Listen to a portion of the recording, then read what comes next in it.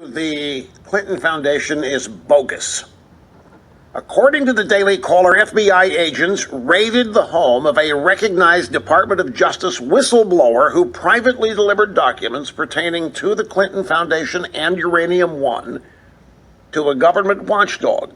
This according to the whistleblower's attorney. The Justice Department's Inspector General was informed that the documents show that federal officials failed to investigate potential criminal activity regarding former Secretary of State Hillary Clinton, the Clinton Foundation, and Rosatom, the Russian company that purchased Uranium One. What's happening here is that it looks like the Department of Justice is doing everything it can to bury this investigation in Don Huber to look at if they're going after the whistleblower. They're raiding the whistleblower's home. They're not a lawyer who was named by the former Attorney General Jeff Sessions and other nefarious acts engaged in by the Clintons. This headline: FBI raids home of Clinton Foundation whistleblower. The Caller, an exclusive report, investigation into the Clinton Foundation is bogus. According to the Daily, agents raided the home of a recognized Department of Justice whistleblower who privately delivered documents pertaining to the Clinton Foundation and Uranium One. The documents show that federal officials failed to investigate potential criminal activity regarding former Secretary of State Hillary Clinton, the Clinton One. The investigation that Jeff Sessions named John Huber to look at if they're going after the whistleblower's home. They're not raiding people that work for the Clintons. They're also raiding Deutsche Bank, and that Mueller is fabricating here is going, and where it's going has nothing to do with what the American people.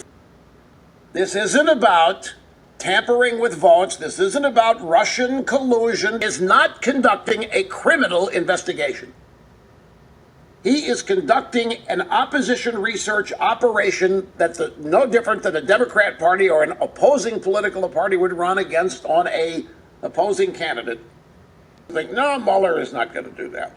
Mueller is just going to lay out the case, and it'll be with him is expressly trying to get Donald Trump thrown out of office. I think that's where this is headed. I will guarantee you that over half, maybe 75% of the American people think this is about the Russians tampering with votes and stealing the election and Trump being complicit. So when they watch the media report, bad day for Trump, when they see the media say, oh, these people are turning on Trump, they're thinking the special counsel has information that may prove the 2016 election was invalid.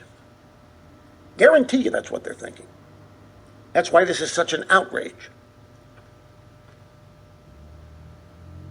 The investigation has come up truly empty on its central charge, collusion with Russian government. They're now trying to find somebody, anybody, and threats of indictments that are being used to get guilty pleas to make the president seem like an obstructor or co-conspirator. So when does somebody stand up and accuse them of this instead of analyzing this like it's an ongoing legitimate legal proceeding? And I think what Mueller's doing next is trying to assemble this and doing that as though it's a legitimate legal proceeding. Pure and simple. That's Mark Pitt. There's much more to this, but that's enough to set the table. Okay, to the phone. Proceeding. And Trump's first team of lawyers had no idea what they were up against. Here they thought they were equals. More than pond scum to these people. Going to be more than pond scum to these people. Policemen, as that Stop at Nothing pit bull, and a group of Democrat-leaning lawyers, all donors to the Hillary campaign, even represented the Clintons, had the obstruction of justice charge ready to go on day one. They have tampering. It's never been about that. They've been lying to everybody with the help of the media about that. But right out of the Ted Stevens trial, and these are people who have asked their own star witnesses to lie on the witness stand, including in the Ted Stevens case. This is really, It's so beyond the pale that it is almost beyond believability. People just are not going to believe that the Department of Justice could be this corrupt. It's an institution that's considered to be anything but that. Spiral out of control. They thought they were equals. Trump's president. He won the election. We're all lawyers here. We know the game, they said. But as equals, that they would be able to talk to the special counsel's lawyers as equals.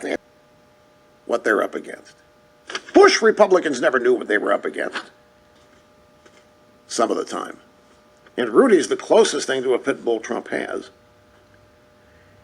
Premise, but notice Rosenstein knowingly violated Justice Department regulations and did not specify a crime. There are limits placed on Mueller. He was free to go anywhere, spend whatever it took, search of or in creation, manufacture of. With Cohen pleading this and lying here, telling the truth there, and Stone and Corsi and Manafort and whatever. This is about the Russians tampering with votes and stealing the election and Trump being complicit. And they see the media say, oh, these people are turning on Trump. They're thinking the special counsel has information that may prove the 2016 election was invalid. That's why this is such an outrage.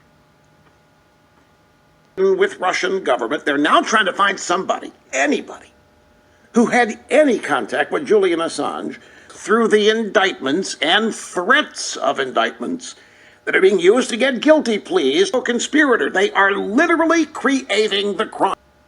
So